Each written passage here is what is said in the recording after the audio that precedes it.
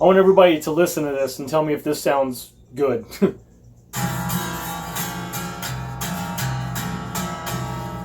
that sound right to anybody?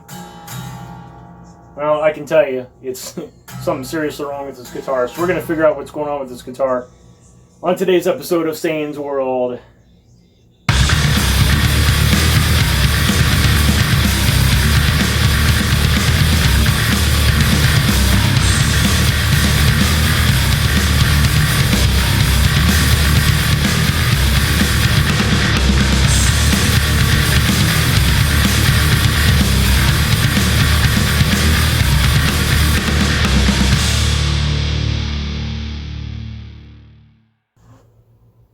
Hola, y cómo estás? Hello, how is everybody? Welcome to episode 4 of Sane's World. So I think I figured out what's wrong with this guitar. I've been playing this thing a lot for about the last 2 or 3 weeks. Either making videos and jamming out for you guys, and also doing a whole lot of songwriting. So I am in songwriting mode, which I think, and possibly in another episode, I will get into kind of my theory on songwriting. It may be a little bit different than most songwriters that you possibly know, but I might go into a little bit of my ritual as far as songwriting goes. But I've been playing this thing a lot, and the strings are pretty dead. So I picked this thing up after my birthday weekend, my birthday was Saturday, and yeah, the strings were dead. So what we're going to do is I'm going to actually step up my string game. These are the strings that I normally play, and I got a 3-pack.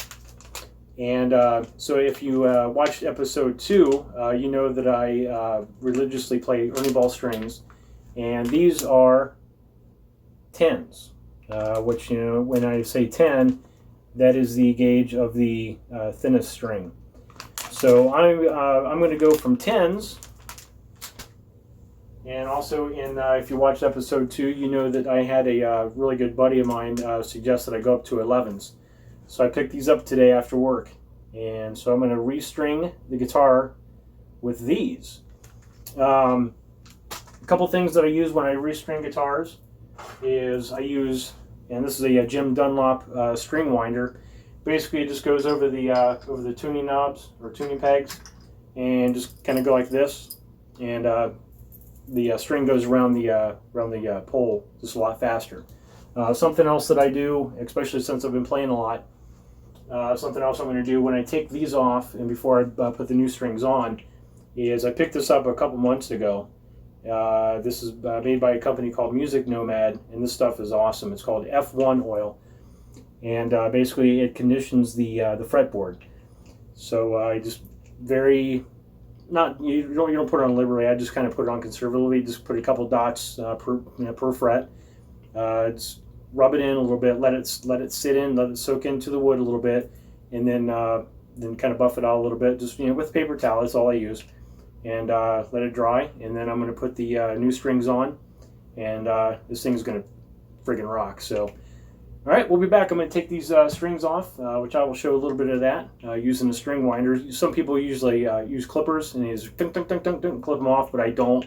Again, I don't want to mess up the neck as far as the truss rod and the tension. I guess I don't want to mess up the tension, so I basically just unstring the strings with the string winder, just one by one, instead of clipping them. So, all right, check this out. All right, welcome back, everybody. So I decided not to bore everybody with the unstringing of the guitar. So I did take them off. Probably the most difficult part of unstringing this particular guitar is the bridge. Inside the bridge, there's like 2 hooks that go kind of like this, and the string goes in and then over, and the ball of the string kind of hooks in there, and sometimes when I try to take it out, it gets kind of stuck.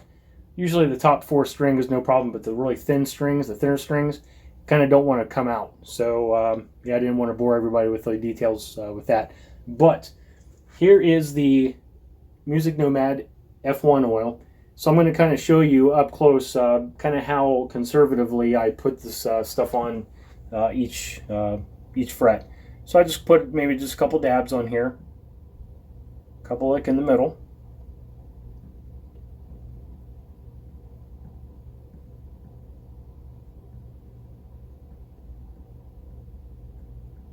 And as I'll maybe just make them a little more conservative. Here, that's plenty. And then I take a shop towel, which I have over here. Give me just a second.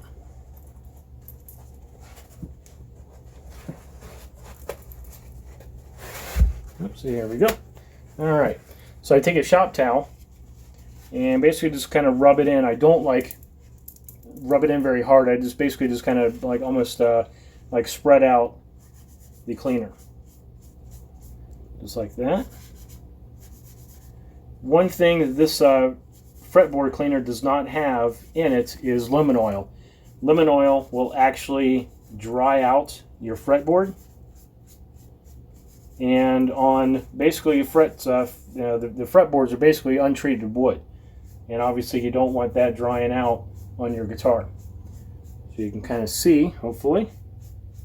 I'm basically just spreading this out. I'm going to let this soak in for a few minutes. Let it do its thing. There we go. Spread it out. And I'm going to let it set for a few minutes. We'll be right back. I'm going to kind of buff it out and take up some of the excess oil off. Be right back. All right, everybody, we are back. So I've been letting this sit for about 5 minutes or so, and as you can see, it's still soaking in there. I'm gonna let it. It's had plenty of time. So I'm going to basically take another shop towel and I'm going to dry off just a little bit and let the conditioner kind of set in a little bit, do its thing. I did want to thank two people in this repair. I want to thank Eric Draven, who you know is the Crow, and also want to thank Darth Vader. They've been helping out in the making of this video. Sorry. Alright, so I'm going to take this shop towel and just rub it in like this. And I'm not grinding this in. Basically just excess conditioner on here. It's had plenty of time to set. Alright, we are good to go. There is this cloth that I'm going to get that will actually clean the fret wire. I don't want to say the name of the company yet, not until I actually get it. I went to a local music store today to get these strings, and they didn't have it, so I have to get it online. But once I get this stuff, you'll see a very big difference in the fret wire. So that's it. So I'm going to set this camera up, and I'm going to show you how I actually string the guitar. Which there was the right way, there was the wrong way, and there was the just insane way of restringing guitars. So check it out. Be right back. So here is the Ernie Ball. They're called the Power Slinkies. This is the 11 gauge strings I was telling you about earlier. So basically each string comes individually wrapped, just like so. So the thickest string is a 48. It goes to 38. This will be the A string. This will be the E string. This is the AD. This will be the D string. And don't laugh. This will be the G string. EAD, G. This will be the B. And this will be the high E or low E, or whatever direction you want to go. And what I do is I go from the thickest string to the thinnest string. So I'll be putting on the 48 first. And I've got my string winder on here. Something I do before I put the strings on is the pole that the string wraps around has a hole in it, and I call it the eyelid. So basically I just kind of line up the eyelid with this part is called the what's this part called? The This is actually called the nut, believe it or not. So basically I have the pole lined up with the slot in the nut. And so that way when I put the string in, I just go straight inside the eyelid, pull it. And as you'll see, I actually give it some play so that when I start to wind the string up, it'll has play so that it'll actually go around the pole. And I usually try to go around the pole at least 3 times. So I've got my string winder. This is the thickest string, the 48. And so I'm going from a 46 to a 48. So I shouldn't notice that big of a difference. So you put it inside the bridge, get it inside that hook, which is sometimes easier said than done. All right, got that one. All right. So I hold it tight, just so I can line it up, so I can put the end of the string inside the eyelid,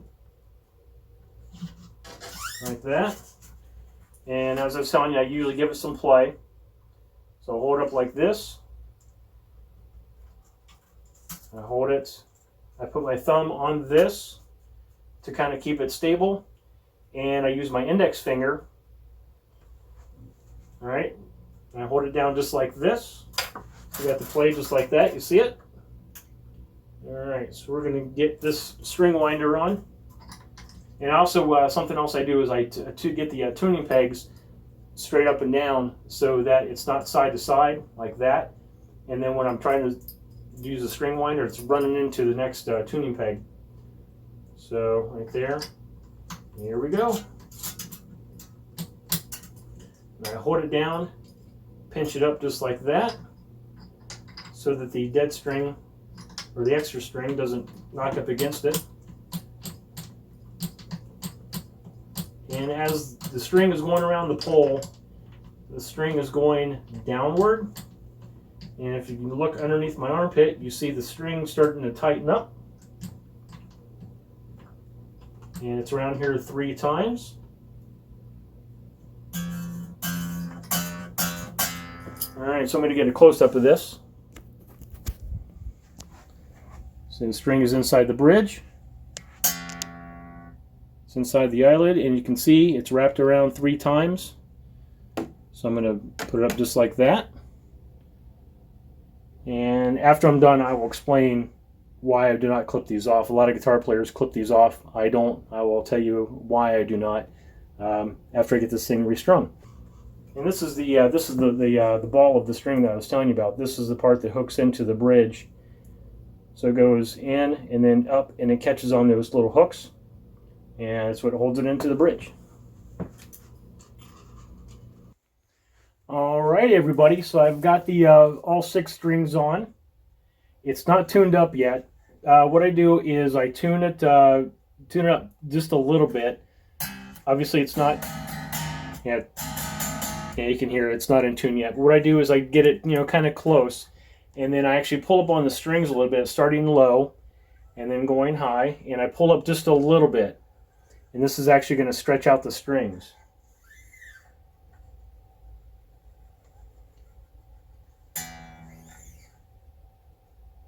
And once you get up closer to the nut, you can actually feel the string stretching, especially up here. Just pull up very gently. And especially when you get up there, you can actually feel the string stretch.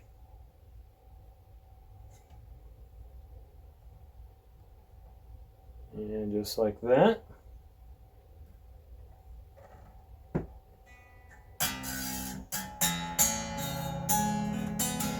Yeah, it's still pretty way off.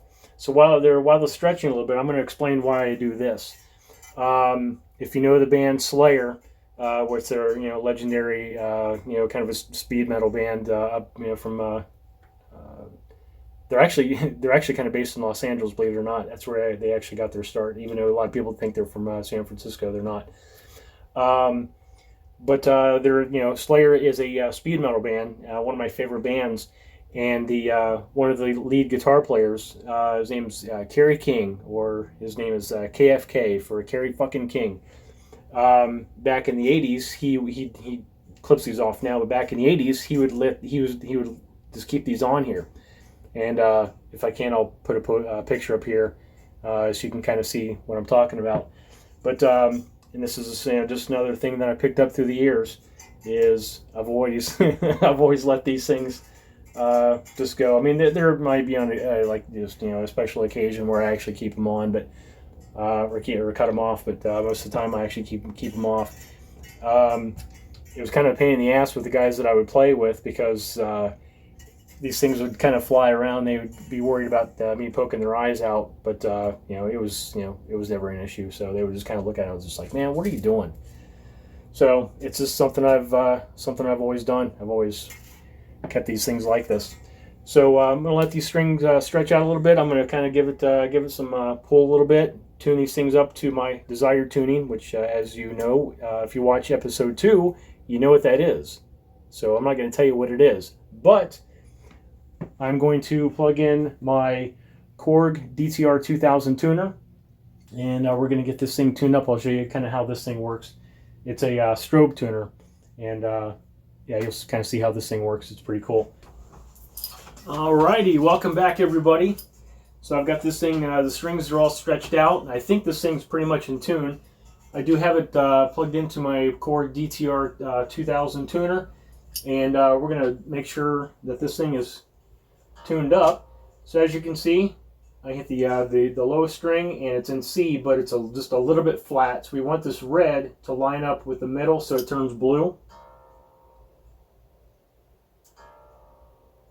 Like that.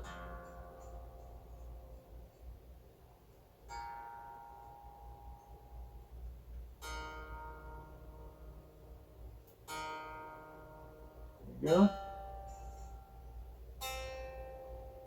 Alright, yep, all the strings are pretty good, so we're going to unplug it from the tuner. Guess where we're going? That's right.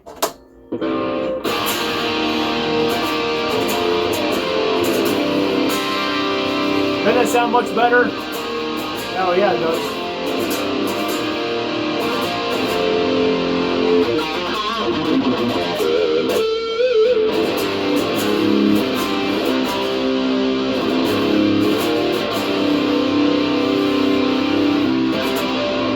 Well, just like I said at the beginning, there's the right way, there's the wrong way, and there's the just insane way, which is the way I do it.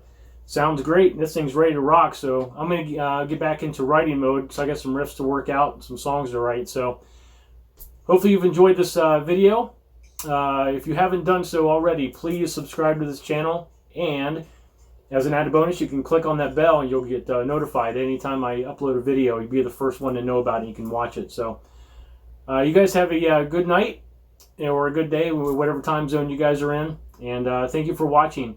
So let's rock out and see you next time.